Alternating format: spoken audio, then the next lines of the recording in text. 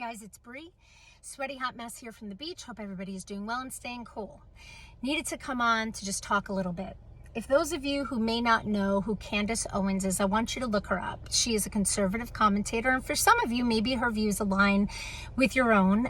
For those of you who know me through social media or in real life, you could probably tell that our views do not align 99.9% of the time. Does not mean that the woman does not have the right to express her views and to use social media just like I do. But in that, I have the right to also share my opinions about hers. So a family relative of mine sent me her latest post regarding the overturning of Roe V. Wade as a way for me to sort of look at maybe a different perspective. And I know what CANDACE Owens is about. I know that she leans in the different direction than I do with our views, but I was like, okay, I'll watch it. I'm not against listening to a difference of opinion than my own. Sometimes it makes me rethink things like, but I had to stop halfway through. I had to, and this is why. Candace starts off by saying that she believes that those of us who are protesting the overturning, it's basically pointless, and that we are throwing tantrums because we didn't get our way. We actually have that right, and Candace, I know you know this, to assemble, to protest, freedom of speech. I know you know all that. We have the right to do that.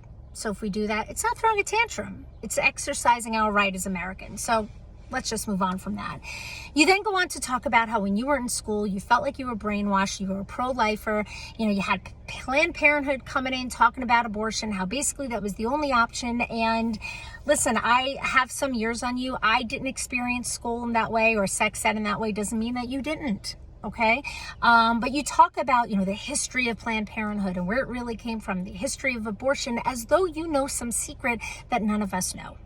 Okay, for those of you who may not know, go to the Planned Parenthood website, look under the history, and it talks about all about the origins of Planned Parenthood and how its founder, her ideas were really rooted in racism and how they have since then changed.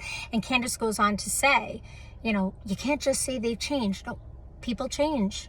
Right? Mission statements change. What started off as one thing changes as time goes on and new people come into play, and the needs of the community and the needs of the people it serves changes. And that is what Planned Parenthood has done. It recognizes and it talks about its beginnings, and it says that it is no way, shape, or form that those beginnings anymore. It's just not who they are. Although they're not saying that didn't exist. It's right there in black and white for everybody to read.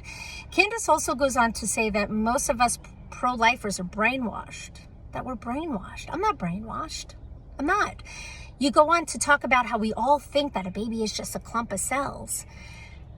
I learned about fetal development. I am very well aware that when I went for my ultrasounds as a mommy, I too got very emotional seeing my baby's heartbeat and the little hands and the little movement, and thought it was this miracle because she was growing inside of my body.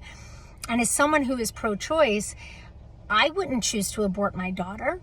I didn't. I fought for 2 years to get pregnant. I fought my own body. I took medication to get pregnant. My husband and I went through months after months of negative pregnancy tests, and it felt like somebody died each time. I was grieving something that didn't even exist. So when I got pregnant, trust me, I protected that precious baby and being inside of me like a mama bear from day one. However, that was my choice. That was my choice to do so. No one forced that on me. No one told me I had to. No one said that what was growing in my body needed to stay there, and I had no choice over whether it did stay there or not. That was my choice. I have a son. I have a son who we adopted. I have a son that I am thankful for every day that his mother, who had drug problems, didn't choose to abort him, because if she did, he wouldn't be here for us to love. But that was her choice. That was her choice to do. No one told her she had to stay pregnant. She chose to give birth to him, and he went to foster care and eventually came to us. And I am so grateful for that. But that was her choice. Okay, you talk about how pro-choicers, how we're fooled, we're confused into thinking that this is a step backwards for women's rights, and that how it isn't, because the people that were on the Supreme Court back with the Roe V. Wade days were all men. Who the fuck cares? Who cares that it was men that made up the ruling to begin with? I'm not man-hating. I know many people who are, feminists and pro-choice. They're not man-hating. right? They're not saying that women have to be the ones that did the whole Roe v. Wade. That's not what this is about. But to say that it's not a step back for women's rights when we're told what we can and can't do with our bodies, that doesn't make any sense, Candace. It just doesn't, because that is a huge step back. Huge. There's so much. There's so much to comment on, but I'm already at 5 minutes and I'm sweating. But that's it, guys. I'm going to make another post because there was a lot. There was a lot there that I need to comment on. But listen, for those of you who are pro-life, you do you.